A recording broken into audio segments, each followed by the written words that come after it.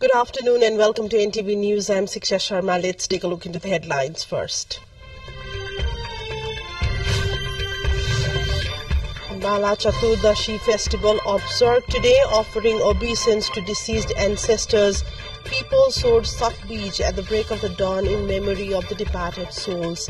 Probe on sale of NCL shares formally begins. Government's high-level committee given a 30 days mandate. Qatar says the chances of a new ceasefire between Israel and Hamas narrowing. Israel orders civilians to flee the center of Khan Yunis. And defending champion Kathmandu Razors takes on Pokhara Thunders in the Nepal Super League today.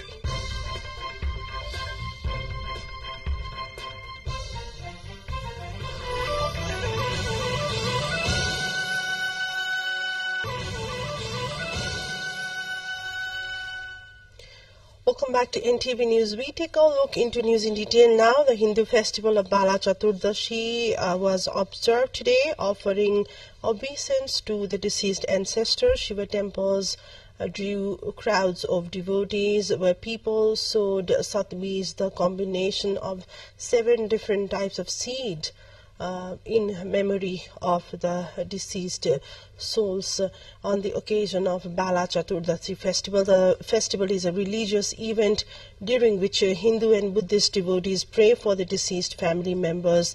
The festival had begun yesterday with devotees lighting oil lamps. They recited the mantras and kept themselves awake all night, ensuring that the lamp kept burning. Today, at the break of the dawn, they took a holy dip in the Bagmati River and prayed to Pashupatinath to wish eternal peace to the departed souls. Satbis is dispersed mainly in 108 Shiva Lingas and the peripheries of the Pashupatinath temple and also on the other Shiva shrines areas as well. Although the religious legends has it that the Satbis must include 100 grains of wheat, previously millet, sesame, rice, maize, wheat, barley and grams are also being used for the Satbij. Food worth amounting to 90 million was ruined in the Jazakot quake that caused a huge loss of lives and properties. Food worth over 92.6 million that were stored in 34,501 households was buried in the quake. The Agriculture Development Office Jazakot shared that 6.4 magnitude quake that occurred on last November 3 with its epicenter at Ramidara had completely destroyed 9,794 houses. According to the office, food grains such as paddy, corn, wheat and millet stored in 34,501 houses were destroyed in the tremor. Information officer of the office, Topendra Vishwakarma, shared that the quake had buried over 2.82 million kilograms of paddy with corn, wheat and millet. Also, the quake caused loss of livestock worth amounting to 54.14 million in the district. In Jazakot alone, as many as 90,567 people were directly affected due to the earthquake. The overall situation may flare up the issue of food crisis in the quake-ravaged area. As temporary structures are being built in the fertile land, it may trigger loss in food production, it has been estimated. The high-level committee formed to investigate the matter about the sale of NCL shares has formally started probing the matter. Coordinator of the 5-member committee, Dankamari Sharma, shared that the committee had initiated the study from Sunday as per the mandate given by the government to conclude the investigation within specified timeline and submit a report with suggestions. The committee, according to the coordinator Sharma, would hold a discussion with the related regulatory agencies, government officials and service provider companies during the investigation. During the process, they will collect necessary documents and information from all concerned individuals to solicit views on the issues. And let's take a look into a short break here. News follows up next to stay with us.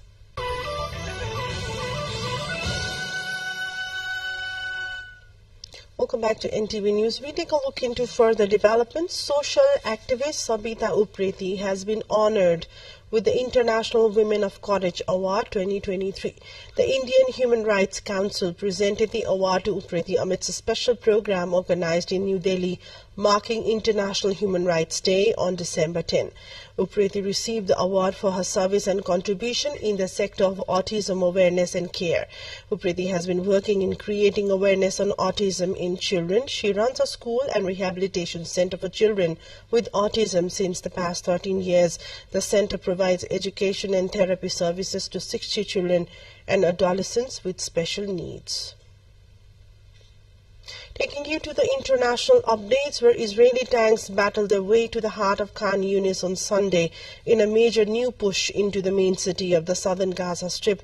As health authorities in Hamas-run Gaza said, about 18,000 Palestinians had been killed in the war. Israeli leaders said dozens of Hamas fighters had surrendered, encouraging more of them to do so, but the Palestinian militant group denied this, calling the claim as false and baseless. Residents of Khan Yunis said tanks had reached the main north-south road through the city after intense combat through the night that had slowed the Israeli advance from the east. The air rumbled with the constant thud of explosions, and thick columns of white smoke rose over the densely crowded city. Meanwhile, thousands of Israelis gathered in Tel Aviv demanding the release of all hostages being held by Hamas in Gaza, while some of those freed during a recent ceasefire spoke in videos about the rough conditions of their captivity. The protesters waved flags and carried pictures of Israelis still in Gaza. One sign held up read, "They trust us to get them all out of hell." Of the roughly 240 people taken hostage by Hamas during its October 7 killing spree in Israel that sparked the war in Gaza, 137 remain in captivity after others were returned during a truce. Some have been declared dead in absentia by the Israeli authorities. And let's take a look into yet another break. Stay with us for more updates.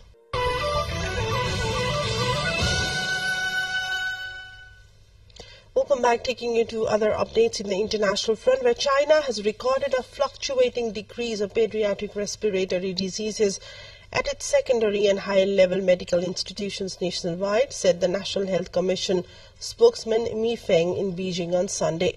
The previously increased caseload at some large children's specialty hospitals and general hospitals has recently shown a degree of decline.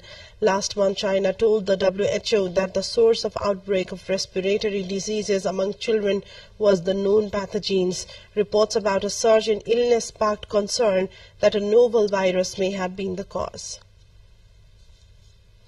Feeding our planet under ever-worsening climate conditions is becoming an ever-increasing worldwide problem. The theme of food, agriculture and water, therefore, always results in heated debates at the COP. Whilst the fossil fuel lobby have created some headlines in Dubai, the meat and dairy industry have managed to send 3 times as many delegates to this conference compared to Sharm el-Sheikh in Egypt to try to prevent restrictions on their products. Meanwhile, less than 48 hours before Tuesday's scheduled deadline, the president of UN's COP28 climate talks urged the negotiators to compromise on Sunday, warning that failure is not an option, as efforts to reach a deal on phasing out fossil fuels met resistance from top oil exporter Saudi Arabia. Earlier, Germany's chief negotiator Jennifer Morgan urged Zubair, the UAE's climate envoy and state oil company chief, to push for an ambitious agreement. Saudi Arabia, the world's top oil exporter, is said to be the chief opponent of attempts to phase down or phase out fossil fuels, along with India, a major coal producer and consumer.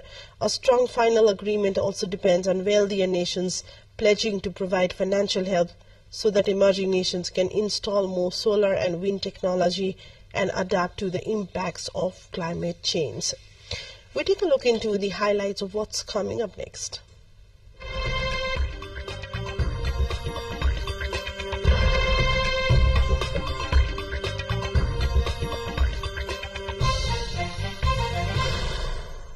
The Beijing High-Level Autonomous Driving Demonstration Zone is situated in Yichuan, an economic technology zone inside the east of the capital, has transformed the town into a sci-tech innovation hub with trendy and advanced autonomous driving scenarios. Since its establishment 3 years ago in the Beijing Economic and Technical Development Area, the zone has attracted a number of autonomous enterprises. As of March 2023, it housed 19 testing enterprises with a total of 578 connected vehicles autonomously driving a remarkable total distance of 14.49 million kilometers. Notably, prominent companies like Baidu, Pony.ai, and SenseTime have settled in the zone, while leading car manufacturers such as BAIC and Audi have taken the lead in conducting regular testing. Additionally, Daimler, BMW, FAW, Ford, Li Auto, and other companies have been actively moving forward with the testing processes within the zone. The total number of packages delivered by the unmanned vehicles has surpassed 36 million, and the safe driving mileage across the country has exceeded 6.2 million kilometers, the chief marketing officer there said. Time now, we take a look into sports update.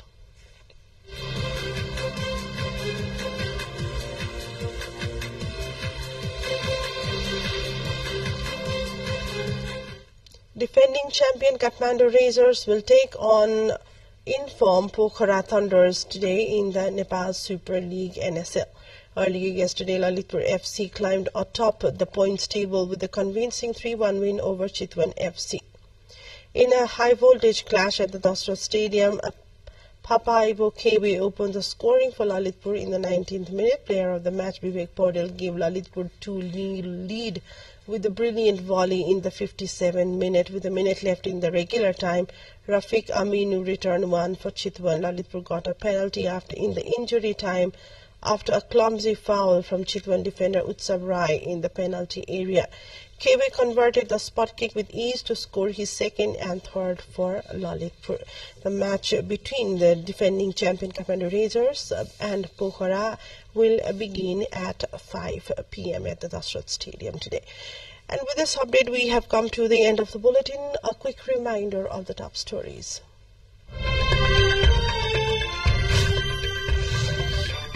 Bala Chaturdashi festival observed today, offering obeisance to deceased ancestors. People sowed sakbis at the break of the dawn in memory of the departed souls.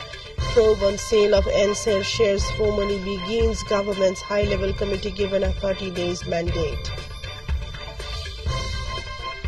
Qatar says the chances of a new ceasefire between Israel and Hamas narrowing. Israel orders civilians to flee the center of Khan Yunis. And defending champion Kathmandu Racers takes on Pokhara Thunders in the Nepal Super League today.